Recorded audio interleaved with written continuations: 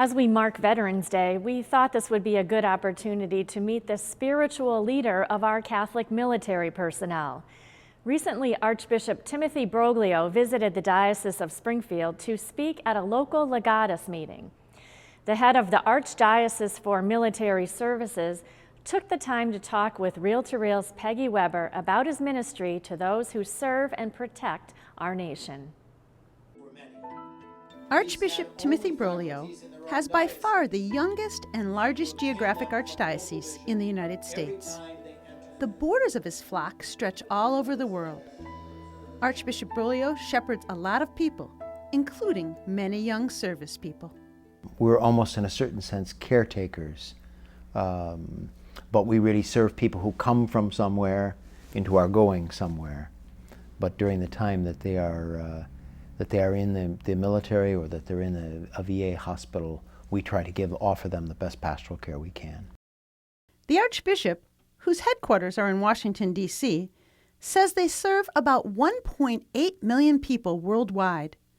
This includes military families, embassy personnel, and government contractors working abroad. My biggest challenge is getting priests to serve on active duty in the military. He says there are 250 active duty priests who are aided by priests in the reserve, such as Fathers Jeffrey Ballou and James Lange, who serve as chaplains at Westover Air Force Base. Archbishop Broglio is not a member of the military, but he has spent his holidays and other times visiting the troops. It's something that's always appreciated. The soldiers, sailors, airmen, Coast Guardsmen always appreciate the fact that someone takes that opportunity to spend some time with them at a time when they can't be with their families. And so in a certain sense, it's an understanding of the wider family of faith. The Archbishop says that most of the people in his flock are young, very young, and many have served in combat areas.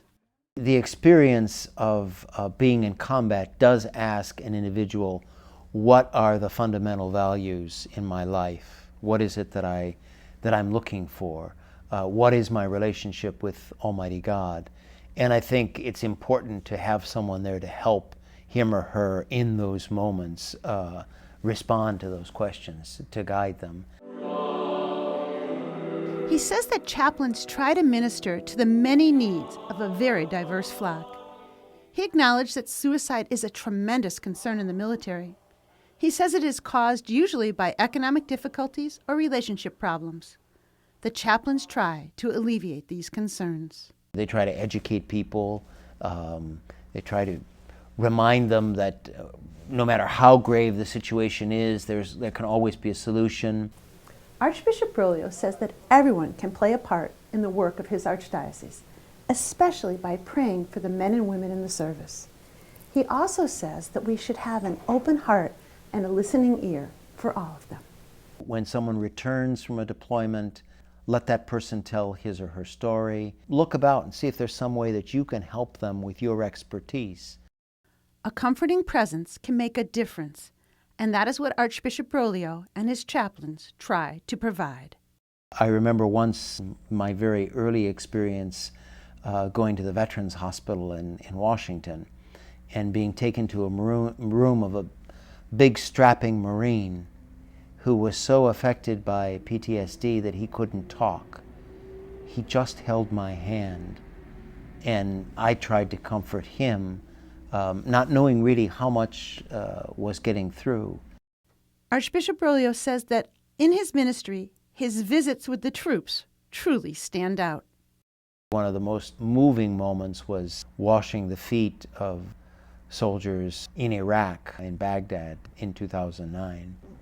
Certainly it's a ritual gesture, but it was really serving those that I'm called to serve in a very concrete way. And he notes that the men of the cloth, who are often clothed in camouflage and military gear, are at the core of his archdiocese. Our chaplains are generous, talented, and stretched to the limits of their capabilities. And he appreciates their flock, which is scattered all around the world.